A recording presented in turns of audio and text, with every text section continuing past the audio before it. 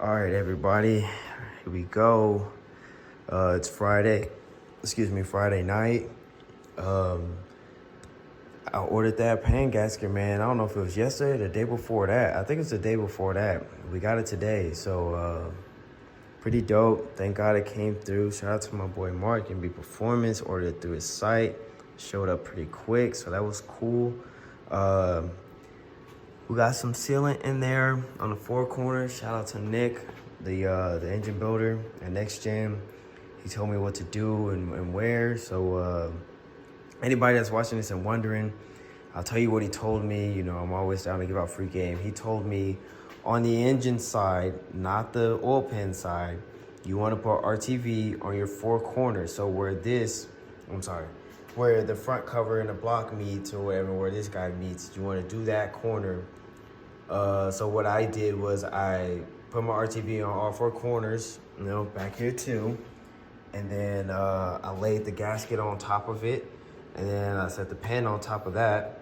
And I just ran all my bolts in, snugged it up to get it to protrude just a little bit. And then, I stopped right there, got it snug all the way around, including our two bolts, two long guys. So got those in there. I also went ahead after I got that on and snugged or whatever, that should have straightened up and lined up my front and rear covers. So I torqued the front cover down and I torqued the rear cover down. So we're good there on that. So we're gonna give this 24 hours just to play it safe. And tomorrow night we'll come and torque these guys down. And then I've been debating on if I wanna do this or not.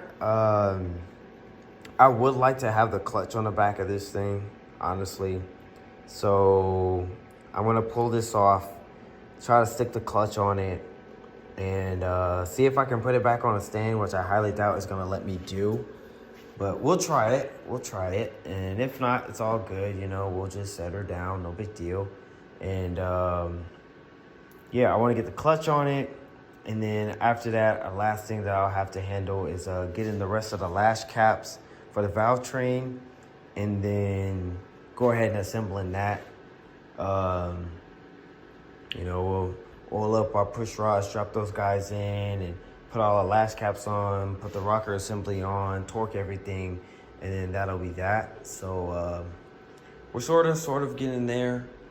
A little tight on money though, so I don't know how it's gonna go with the rest of the lash caps. It's like $100-some, so we'll see. Got a long pay period here, and I'm actually going out of town at the end of this month for a week. So there's, time out here getting stuff done, shot pretty much.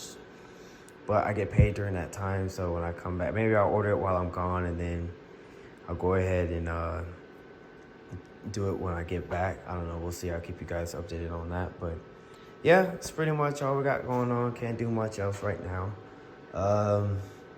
Part of me wants to look into this fuel pump issue, and then another part of me kind of doesn't want to bother because there's a lot of grounds that's not hooked up on this thing. So I don't know, like I said, I don't know if I said in the other video, but I don't know if it's not working because there's a grounding issue because nothing is literally hooked up, or if it's still supposed to come on right now and I got other issues going on back there that I don't know about. I'm not sure. And then I also don't know if I need to clear that error message in the dash for it to go ahead and allow it to do what it's supposed to do. So, like I said, I don't really know what's going on. I don't know how to go about this, honestly. So, I'm kind of thinking that I'm just going to wait until I at least drop this in and hook up all the grounds to it and then start worried about it / messing with it.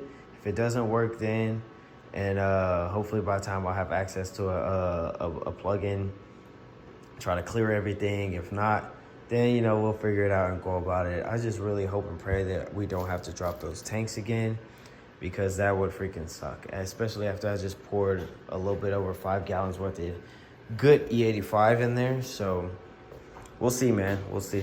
I'll keep you updated on that. But yeah, that's pretty much it for now. And then I also need to go ahead and get me a cam sensor, so I can bolt that up, and then I can stick the water pump on this guy and do all of that. That would be nice to do outside of the car. The more I can do outside of the car, the better, honestly. because then I don't have to try to fight and wrestle and get all up in there to do that. As you can see, it's not much room, especially from standing over here or here. It's gonna be a reach, so I don't know. I even might try to mount the alternator on it or something. I don't know. I'm gonna try to put on as much as I possibly can. So we'll cross that bridge when we get there. But yeah, that's pretty much all I got for now. So I will catch you guys later on the next one.